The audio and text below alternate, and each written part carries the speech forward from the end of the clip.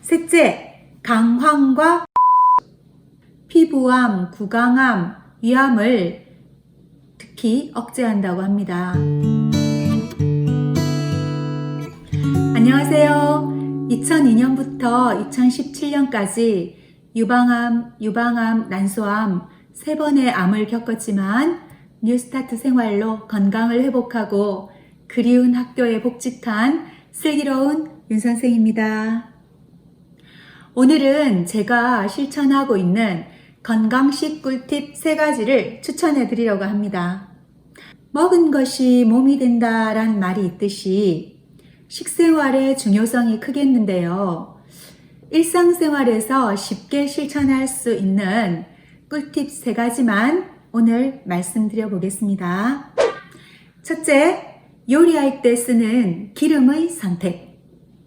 지방은 우리 몸의 세포막을 구성하는 중요한 성분이라서 좋은 기름으로 섭취해야 하겠는데요.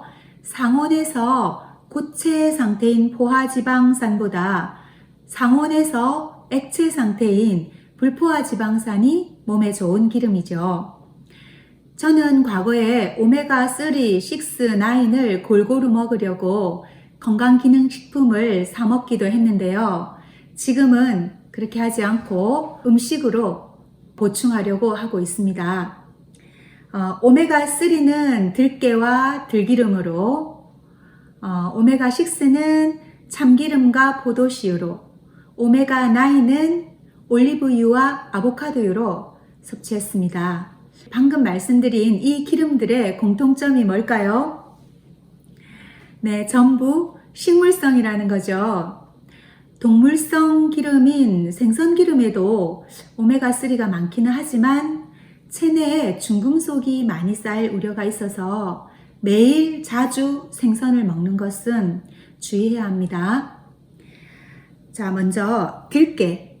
들깨는 항상 식탁 위에 둡니다. 그래서 식사할 때 가족들이 밥이나 각종 반찬이나 샐러드 위에다가 한 스푼씩 이렇게 뿌려서 먹습니다. 그러면 하나하나 터뜨리기 위해서 밥을 오래 씹어야 되고 식사를 천천히 하는 효과까지 볼 수 있습니다.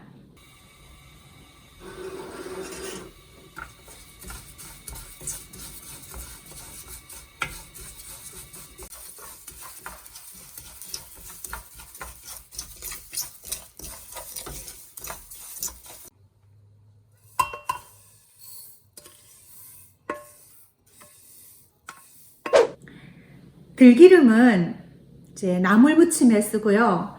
야채를 볶거나 두부찌개 요리할 때 마지막에 조금 넣어서 살짝 풍미를 더하는 정도로 사용합니다.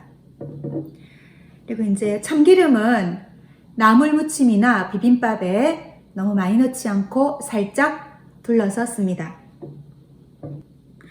그리고 참기름과 들기름은 깨를 너무 많이 볶지 않고 살짝 볶아서 짜낸 좀 색깔이 연한 것으로 구입해서 쓰셔야 되겠습니다.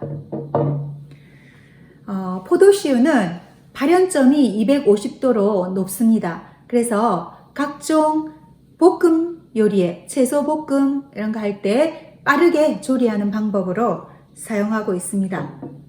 또 올리브유는 반대로 발연점이 180도로 낮습니다. 그래서 열을 가하지 않는 방법으로 먹는 것이 좋은데요. 아침에 한 스푼 먹고 또 이렇게 스프레이식으로 된 올리브유를 사서 샐러드에 뿌려서 먹습니다. 아보카도유는 한동안 먹었는데요. 향이 너무 강해서 요즘은 먹지 않습니다. 호불호가 좀 갈릴 수 있는데 그래도 좋은 기름이라고 합니다. 둘째, 건강히 넝쿨채 굴러 들어오는 늙은 호박. 네, 타임지가 선정한 10대 건강식품 중 하나이기도 한 늙은 호박은 항암, 항산화 효과뿐 아니라 항염 작용이 있습니다. 그래서 출산이나 수술 후에 붓기를 제거하고 간에 누적된 독소를 배출하는 탁월한 해독작용이 있습니다. 또 식이섬유가 풍부해서 노폐물을 배출하고 변비 예방도 되고 소화 흡수도 잘 되어서 위장이 약한 사람에게 좋습니다. 칼로리는 낮고 비타민과 미네랄은 높아서 다이어트 식품이기도 하고 루테인과 베타카로틴이 많아서 눈 건강에도 좋다고 합니다.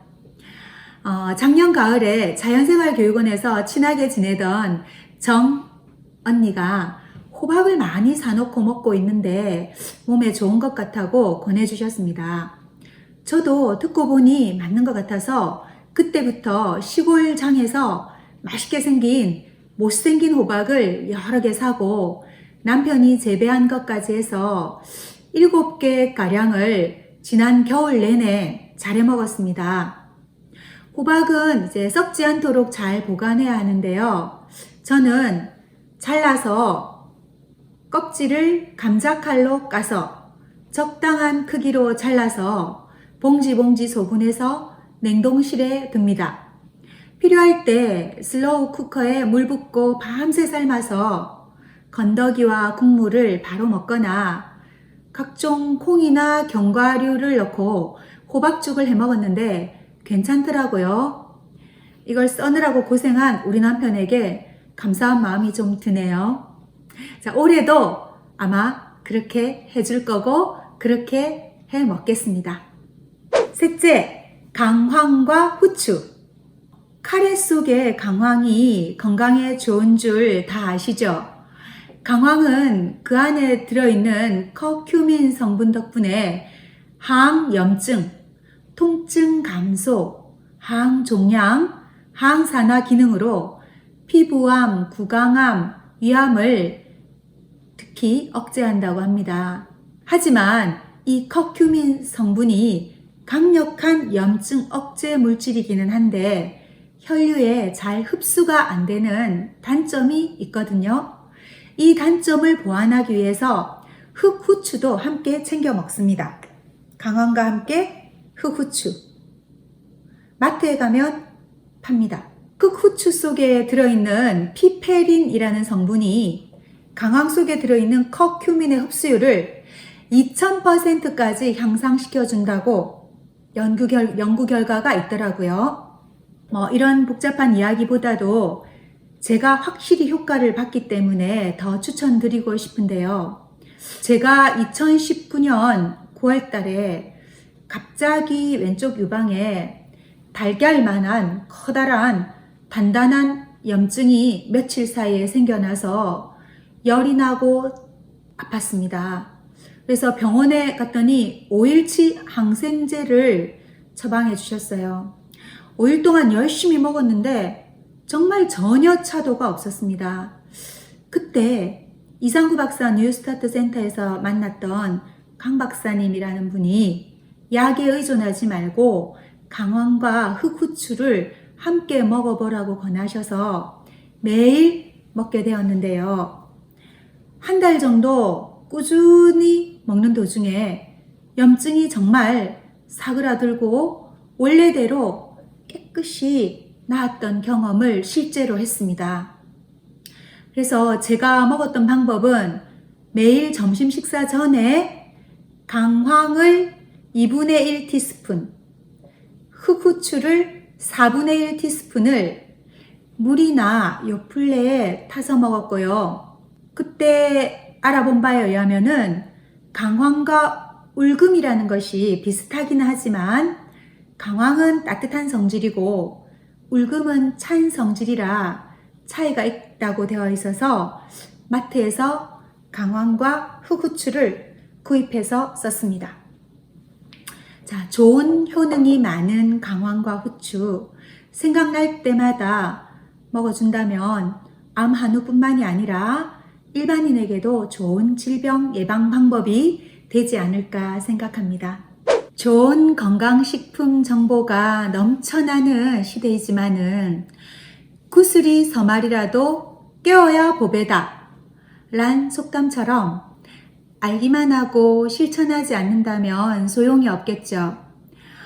주변에서 손쉽게 구할 수 있는 재료로 말씀드린 오늘의 건강 꿀팁 3가지 생활 속에 잘 적용해 보시기를 진심으로 추천드립니다. 감사합니다.